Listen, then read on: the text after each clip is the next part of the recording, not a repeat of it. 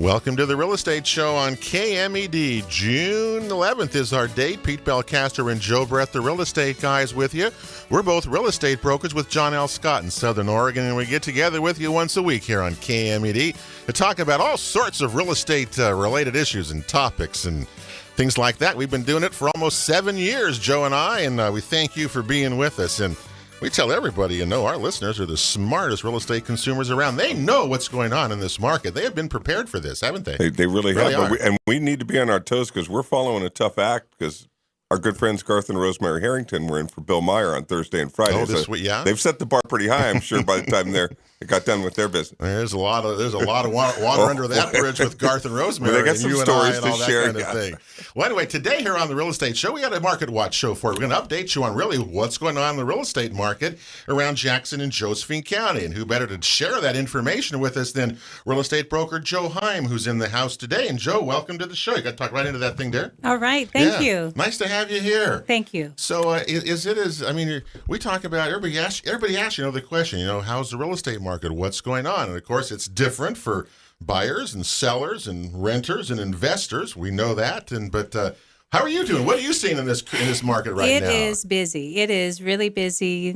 Properties are staying on the market for a very short time. Multiple offers. Sellers that are getting their houses prepared and getting them sparkling great, new landscaping, new paint, getting it ready for the market. Those homes that are ready to sell are going quickly. And those are the ones that go quickly. Absolutely. Well, I've seen that in the new listings too. A lot of new and remodeled properties, they are getting prepared and showing their best in a competitive market. Mm-hmm. Well, whenever we get in, first, it's great to have you here on the show. By the way, we always ask, brokers and things that we all come from some other world, Joe and I from the broadcast world, things like that. Joe, how long have you been a broker, and how did you get into the John L. Scott world with us?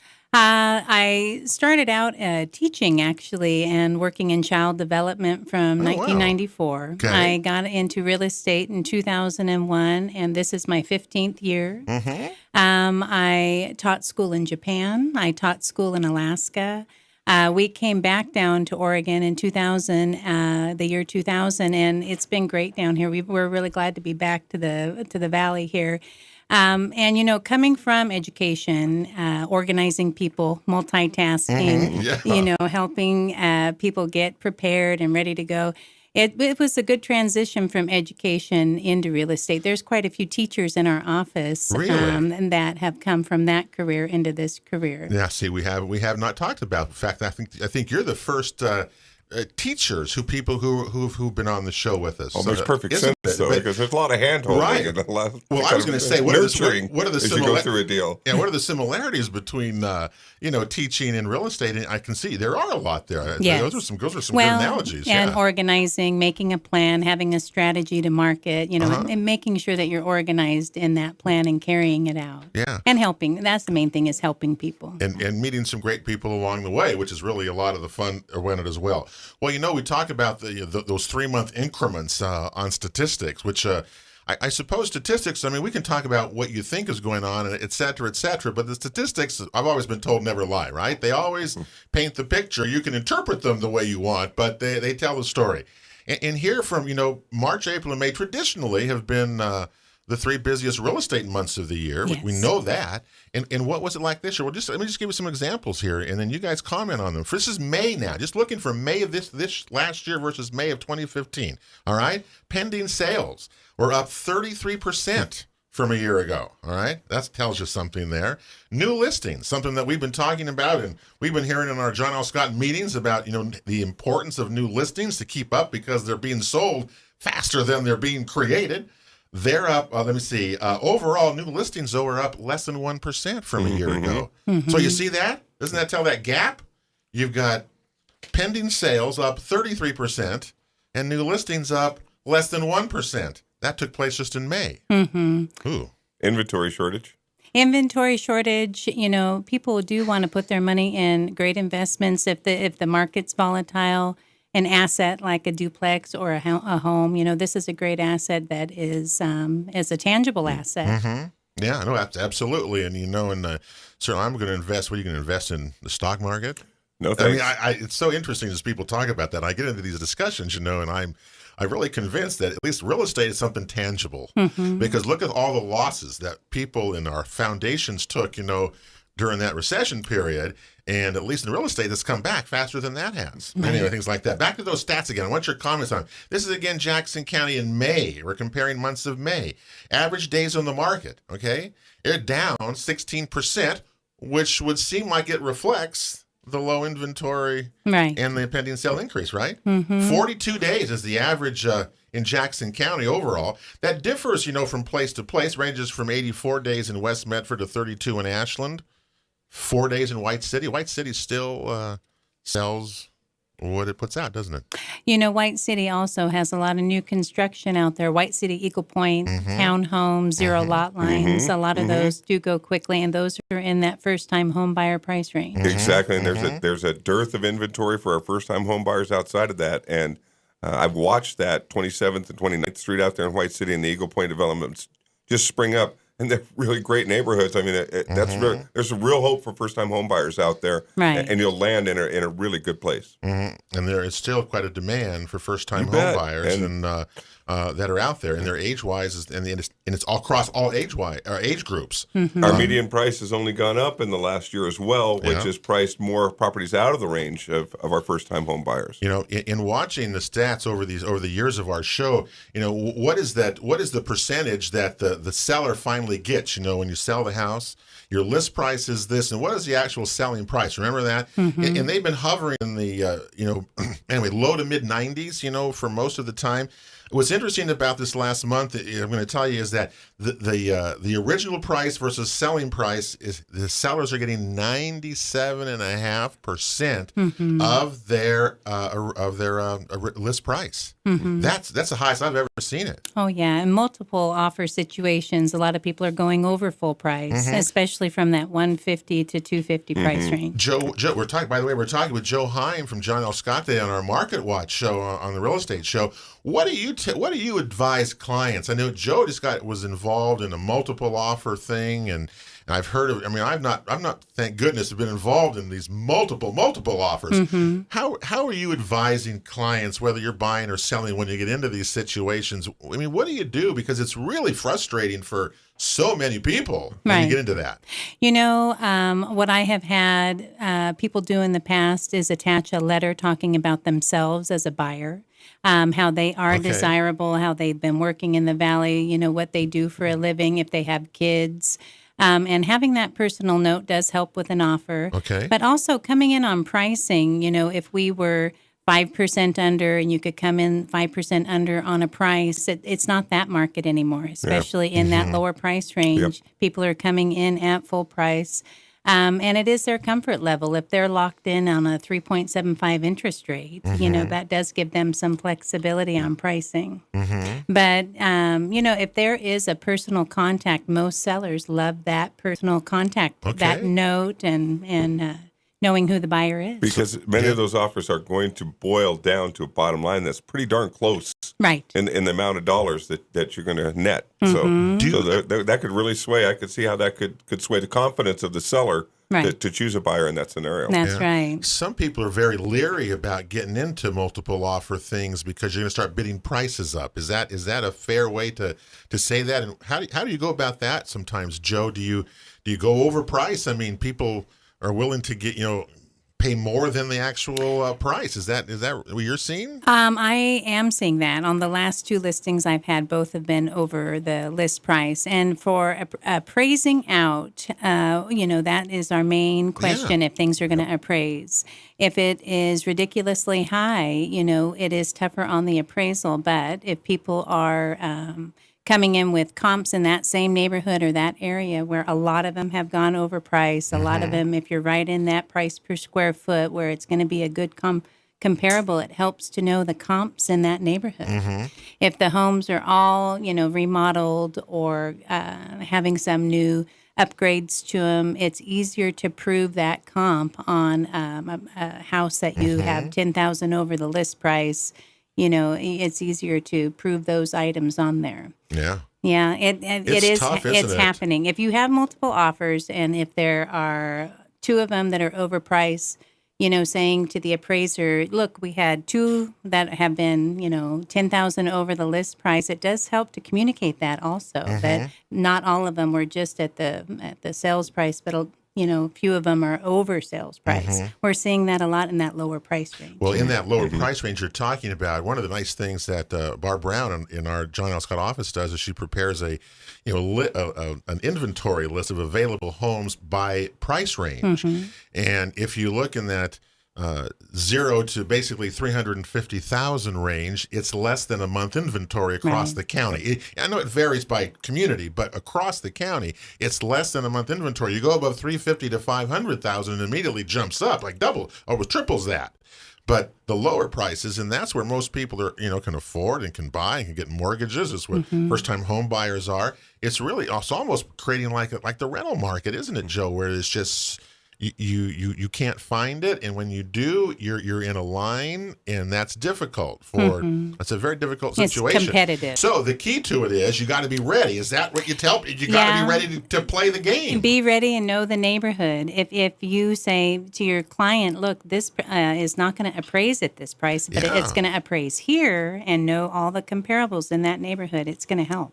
Yeah, see, that's what scares me the most is that the appraisals, especially if you have a loan coming and you're in a multi-bid and you've bid above the price, you're gonna get it. I mean, I just don't think that because the appraisers are not keeping up that fast. I don't believe. It does help to provide comparables that are true, good comparables that prove your price. Yeah, and last time we had appraisers in, they were just pedaling as fast as they can to keep up with the demand for their services. It's a little different game, and then we get some appraisers from out of the area that are coming in and assessing some of our properties, and that could be a big gap to make up if you don't have the cash. If you come in your appraisal and you're $7,000 over what it appraises at, you either have to come up with that difference, or you're not going to get the loan. The sellers got to come to you. So that can really be essential.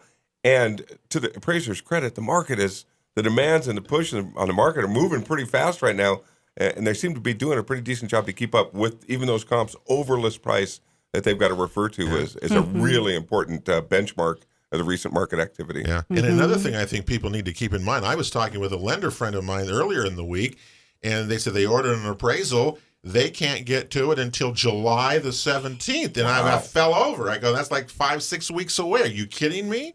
That's how either they're backed up or they're that busy or there's not enough of them or whatever. But right now, I think, Joe Heim, make sure we're doing the same, make sure we're accurate here because, Joe and I. But I'm just amazed at that the appraisers are so far backed up and try to get a house inspection. Right. Try to get someone to come in and fix the house inspection problem that you have. It's taken weeks, but what it's doing is delaying closings, and it's really it can wreck some of these deals. It's true. I think there has to be some flexibility with both the buyer and seller. I think most people are knowledgeable, though, that electricians, plumbers, contractors are booked out. Everybody is. I mean, the inspectors, so be aware of that, I guess, when if you're buying or selling, you're going to have to be aware it's not going to maybe move as quickly, as you had hoped. That's probably the bottom line. That's where a good teacher could really implement those expectations at the start of the process, so it's not a surprise as you get further down the road. That's right. So everybody's knowledgeable that this is this market. But, on the appraisal part of it, there are more comps now because there are more sales in neighborhoods where last year or the year before it was really hard to find good comps, or maybe there were only 2 solds within the last 2 months over here. Now we are having more of good comparables for appraisers to choose from. Now, you've been a broker for a while now. Have you ever contested an appraisal? Have you ever seen an appraiser change their appraisal? Yeah, I had 2 last year. Hey! Yeah. Good for you. Well, and I think if there is indisputable facts on certain comps or they missed a comp, I always put together a report saying these are the best comparables. When I listed the property, some appraisers are open to that and they want more information and some don't, but it does help to have that report ready to go for the appraiser. If you can't find good comparables, these are the ones I did for the listing. Well, see, that works. That's the way you do it. You got to be able to hold that all that together. Back to those things, available homes per buyer is another indication of where our market is right now. And in Jackson County, that's down, from a year ago. And you would expect that with sales up again, wouldn't you? Available homes per buyer down 11%, only 4 homes. So you're out showing people property, Joe. You 4 homes, that's your limit kind of thing, 4 in those particular categories. And the supply of inventory, that's what we talk about so much, and it's down again from a year ago. And it was down a year ago when we were talking about this, down 27% from a year ago. There's only a 2.5-month supply of inventory. In a normal market, whatever that really is, 6 months, right? 6 months makes it a kind of even for buyer-seller, right? Do you like that better, or would you rather see a seller market or a buyer market? I'd like to see a sustainable market. That's a good answer. Okay. And we're coming up on 10 years, you and I. Yeah. So far, I haven't seen that normal market yet. I don't know what that means, that's for sure. The Real Estate Show continues here on KMED. We're with Joe Heim from John L. Scott on the Market Watch show today on The Real Estate Show. We're coming right back to KMED, AM and FM radio right after this. Real Estate Show rolls on here on KMED. June the 11th is our date. Pete Belcastro with you here today. And, well, thanks for joining us here as we get into the mid part of June and summer. Hope you're going to enjoy the summer months. Whatever you do, please be careful as you drive around. Great weather. And this is why we live here, isn't it, in Southern Oregon? It's for great weather and beautiful scenery. And this summer, what I love about this summer so far is we're not talking about drought and not having any water like we were the last few years. I really like that. And someone was telling me down at Immigrant Lake anyway, over like Memorial Day, they hadn't seen that many people on that lake at one time in years. But it was full. It makes a big difference, I will say that. Today here on The Real Estate Show, Joe Heim was a real estate broker with John L. Scott here in Southern Oregon, based in the Medford office here, and has been with us today. And, well, we've been sharing with you the statistics that have come up from the MLS from March, April, and May here, and what's been going on. And I guess, Joe, we can really say a lot. I mean, there's a lot going on in every aspect of every part of the market. Yes. Yeah. I think commercial, residential, we were talking about rentals, it is busy. There's a very high demand, and that supply is what people are worried about. Do you get sometimes the frustration? I know I always tell, clients, look, sometimes this is going to be the most frustrating thing you've ever gone through. And I try to tell them, I don't want you to experience that, but you just got to be aware. I mean, people do get really emotional over this kind of stuff, and I don't know how you deal with that, but you just have to, don't you? Well, you do. I think it is good to help educate people on the rates, why there is such a drive. The rates are so incredibly low that if people wanted to not just purchase, but that refinance market is really busy too. Yes. If they were ever thinking about doing a refi, going from 6%, now's the time. I just had a client lock in at 3.85 to refinance down from 6.5. Wow. So it does make a difference. That market's still going. Purchasers, as they are going into a busy market, it does help to see exactly what happens firsthand, and if they don't have their first offer accepted, they learn to be more aggressive or faster. With our website, the John L. Scott website, it is so quick when great properties come on the market. It's immediate. And so people jumping on it, looking at it first, getting an offer in first, that's part of it. You just really have to be prepared. It was like our listeners will remember back when the old HUD Home days, but when HUD had their HUD Home store going on and were selling all those foreclosed properties. You had to be first in line. You had to be ready. You had to have everything. We learned that, and that has now spilled over to really the rest of the market. And when you talk to people who are listing properties with you, or people in that kind of game, where are they going, Joe? Are they leaving the valley? Those that are listing, or are they moving somewhere locally, or kind of where are you? Tell us which that direction that you're seeing. A lot of my clients are downsizing. I have clients who have gone from larger acreage, larger homes into smaller homes. I have clients that are leaving the area, following their kids. A lot do that, kids that are up in Portland. A lot of them are selling and going up to Portland or Seattle. And so, I think there's a lot of movement still, a lot of people coming into the area. physicians, nurses that are coming into the area. I'm amazing just the number of medical people that move here that I've even come across in my world, as well. It's very interesting there. It's a big industry here that generates a lot of new people. Yeah. And I'm sure a lot of people must leave to get out of that business as well. But that's certainly here. For buyers that come in.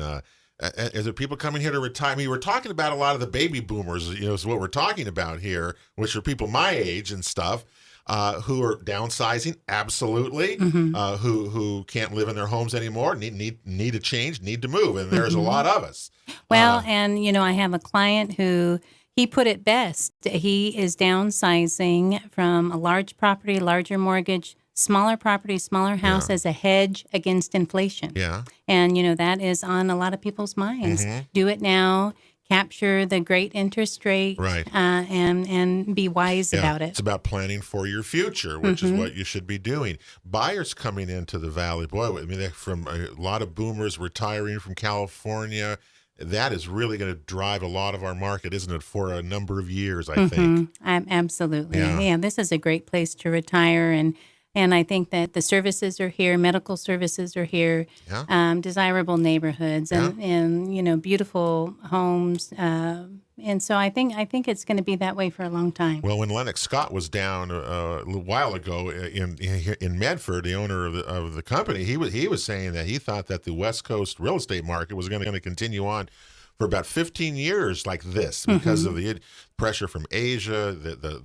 We didn't build anything for years after the Great Recession, and on it goes. And I'm telling you, so far, I'm always the skeptical one of the group when we talk about this stuff because, it's too good to be true. It's too good to be true kind of thing. And I'm really skeptical. But so far, man, these guys have been proven right. Joe. I mean, they really have. Yeah, for predicting. Yeah. And the thing and the difference in this market on lending, people are pre-qualified. Yes. That's the main difference from 2006, 7, and 8. These people coming in are pre-qualified. Their credit is high. They've done all the right things in order to keep their credit good to buy a house.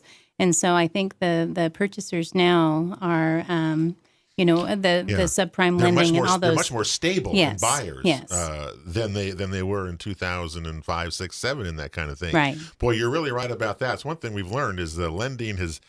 It definitely more stringent in things, but as long as the interest rate stays where it is, the market is going to continue to go like this because it makes it affordable for people to increase their value and your net worth, etc. And all those things. If capitalism is going to be what it is, I guess this is a supply and demand business, and we really see that being played out in front of us everywhere. Right. I kind of like that actually. Tell me about with rural properties and in your experience. Of course, I grew up on a ranch, and we've seen so much. I love rural properties and sell a lot of them, and I just think they're under siege. And I'm hoping that that's going to slow down maybe soon, but I don't know. I mean, under siege of the demand is so great for whatever reason people want to do with them.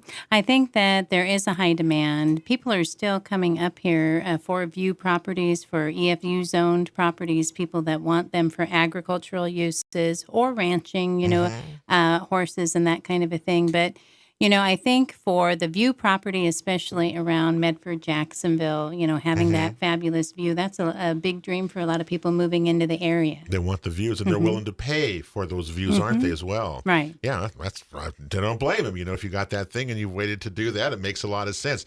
I know that in our rural properties, that I still worry about them under the siege of in terms of I'm hoping we're gonna have Sheriff Corey Falls going to be with us later on this summer, and he was here a year ago before recreational marijuana took hold, really started doing its thing, and he wanted to wait let's wait a year, see what happens before we do this. And everybody has different opinions now about a year later what's going on, and rules have changed, and so we'll get the sheriff's view on that in a while. It's really interesting to me where that's actually going to end up going, because it's never going to change, is it? I don't think our lands are so. Supply and demand. We have limited rural property. Right. That's right. And, I had a conversation with an appraiser last week who does appraisals in Siskiyou County, Jackson, and Josephine, and he sees that a lot. The demand is there. photographing it, making sure that things are accurate. Zoning is a big deal. Yeah. It has to be have a certain zoning for people to do the marijuana growing. Yeah. So it's still in the early stages. It sure is, and it's really interesting to watch it. I guess I kind of enjoy that part of as you see something totally new spring up and start, and how it's affecting real estate is certainly there. So well, think about it in rural land still. We basically sell one a day in Jackson County. So in 3 months, that's another 180 people, or 90 more people moving and living on a rural property that weren't there the previous 3 months. So new people, and how do you know the rules? How do you get along, and those kinds of things? And of course, the price of rural properties is climbing higher than residential properties. Wow, interesting there. Hey, we're going to take a break here. When we come back, we're going to let Joe talk about some of our listings that are out there. There aren't very many of them when you think about it, and the demand is sure on them. So Joe will share that information with us and more when we come back. The Real Estate Show continues here on KMED. Don't forget, check out all of our shows at realestateshowOregon.com or on YouTube as well. We're coming right back after this. Real Estate Show continues here on KMED. June 11th is our date. Join us Tuesday, by the way, at 6 o'clock. It'll be our final cable TV real estate show. We've done those for 5 years. We're going to take a little break there. We'll have a Market Watch show in the first half hour, and the Rogue Valley Association of Realtors Outreach Program and what they're up to will be in the second half hour of that. It'll be on Charter Cable Channel 180 for RVTV and Ashland HomeNet Channel 9 this coming Tuesday. Hope you'll join us there as well. Hey, we're talking with Joe Heim from John L. Scott today on a John L. Scott Market Watch show here on the Real Estate Show. And we're going to talk about some of our listings here. In case you want to go buy one, that'll be really great, or want to go see one, we'd be happy to show them to you. Before we do that, I was just thinking that, we have, when we first started our show, Joe, in 2009, most of the sales in our county, as you know, were foreclosed properties, and just how much that has changed. Now, 90% of sales in Jackson County, the first time I've seen that figure hit, 90% were their sales, which means less than 10% now are foreclosed properties. Right. Isn't that something? It's a great thing. Total turnaround. Total turnaround. However, there are still many foreclosed properties that come on the market, and I advise you again, if you're interested in those market, homepath.com, which is the Fannie Mae, Freddie Mac, the website where those FHA foreclosures are. And they'll automatically pop up to you, and they come on there literally, I see it every day. There's one or two every day. That's right. Yeah, so don't. We talk about how tight the market is. Don't forget those properties, especially if you're a first-time buyer or owner occupied. That's right. Because you get first crack at those. Anyway, all right, let's just throw that in there as we do that today. All right, listings. We'll go around our little room here today, and let's hear what you got and see maybe we can't get a buyer or something here. Okay, I have a real variety I wanted to talk about today. Cool, excellent. The first one, 2325 Stewart Avenue. This one is 1 1/3 acre property. It's right on the corner of Lozier and Stewart. Okay. This one was just accepted into the urban growth boundary, that proposed urban growth boundary that the Medford City Council just passed. It has a 1920s remodeled house, a really great house on it. The value is in the land, though. It's going to be zoned multifamily units there, up to 30 units per acre. That one's listed for $375. It's a great deal for investors or someone that is wanting to build multi-units there. And that's one of the areas that we lack a lot of, and people in terms of multifamily housing. So what's the corner of that again? What's the address of that again? That is 2325 Stewart Avenue. That's on the corner of Lozier and Stewart. Yeah, exactly where it is. That's a great spot. It'd be a perfect spot. You're right, for multiple housing on that big arterial street. Okay, I've got one here. 1040 Sandoz is a place in Twin Creeks in Central Point that we've got listed. It's a 3-bedroom, 2-bath house, 2,380 square feet. Open airs. It's got one of those ceilings, that are lit ceilings in beautiful gourmet kitchen. It's a single level home, by the way, main level master. That's at $365,000. That is vacant, so that's easy if you want to drive by Twin Creeks, which is really a nice area in Central Point. Yes, it is. And I remember when they started that, you thought, is this really going to go? Yeah, it's very desirable. It really is. It's very desirable. Yeah. Okay, Joe, you got another listing there. 301 Sterling Creek Road. This is in Jacksonville. It's a beautiful custom home. It has also a 3,000 square foot shop on it that's been a woodworking and cabinetry shop on 7 hilltop acres. And that acreage that we talked about with the views of Mount McLaughlin and Roxanne, this is one of them. And that's listed for $798,000. Yeah, that's 7 acres you said, correct? 7 acres with a view, a 3,000 square foot shop, and a 2,800 square foot home, a custom home with hardwood floors throughout, 15-foot ceilings, and granite throughout, just beautiful. Yeah, that sounds like a good one there. We've got one here at 180 Oford Circle over in Jacksonville on a cul-de-sac, a quiet street, 2,497 square feet. It's a 4-bedroom, 2.5-bath place on a little over a third of an acre lot. It butts up against the Jacksonville wetlands, so you got all this open space out back with a covered patio. It doesn't feel like at all you're in town anywhere close to it. It's got a big RV parking area that is also completed with water and electric to it. It's a single level master, and it's a nice place. That is at $440,000, and that is also vacant. So that's out on Oford Circle out in Jacksonville. All right, Joe, you got one? And that one's close to Jacksonville Elementary. That one is in a great school district. Yeah. All right. This one's lot 1100 on Old Ferry Road in Shady Cove. It's 11 acres. It's a riverfront property. It has a septic in. It has a well drilled, and that one's for $275,000. To say again, that's a 11 acre 11 on the acres Rogue River? On the Rogue River. Where at on the how much river frontage does it have? It's 1,000. It's 1,100 square feet or 1,100 feet of Rogue River frontage, okay, wow. And it's right across from that. I think it's called the Witch's Cauldron fishing spot right there. Yeah. Rogue River Lodge is right directly across from it. And what was the price on that? That one's $275,000. That's a good price too. I mean, it's a pretty good price. You should check it out. I mean, I have to. I love that kind of spot. I just wanted to update folks. We've been almost a year ago, we listed the Medford Elks building. Down on 204 North Central, and I haven't really talked about it on the show, but. We listed it in July, so it's not quite a year, but close to that. And we've had a number of showings actually on the building. There's been a lot of interest in it. A lot of people don't want to see that historic building torn down or destroyed.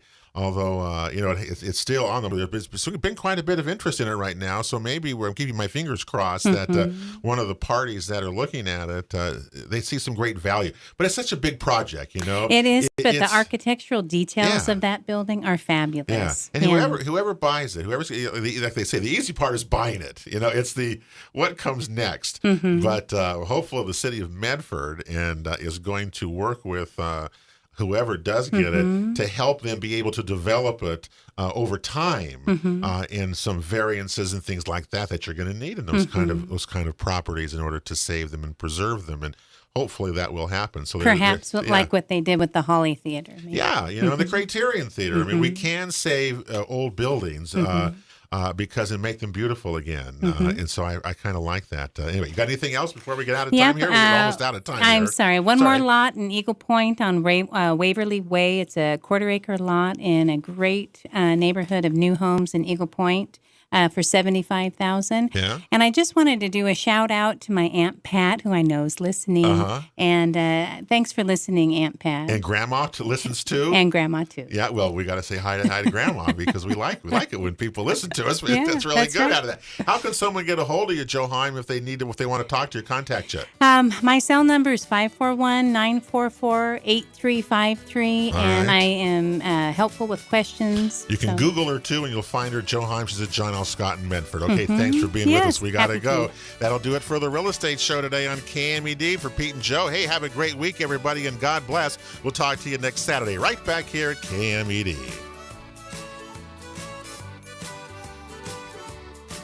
You've been listening to The Real Estate Show on KMED AM and FM radio, presented by John L. Scott Real Estate of Southern Oregon, along with All Cities Property Management, the Home Builders Association of Jackson County, Ditech Mortgage, the Jackson Soil and Water Conservation District, and the Rogue Valley Association of Realtors. For guest information or to watch a past show, visit us online at realestateshowOregon.com. Join us again next weekend for Southern Oregon's one and only Real Estate Show on KMED.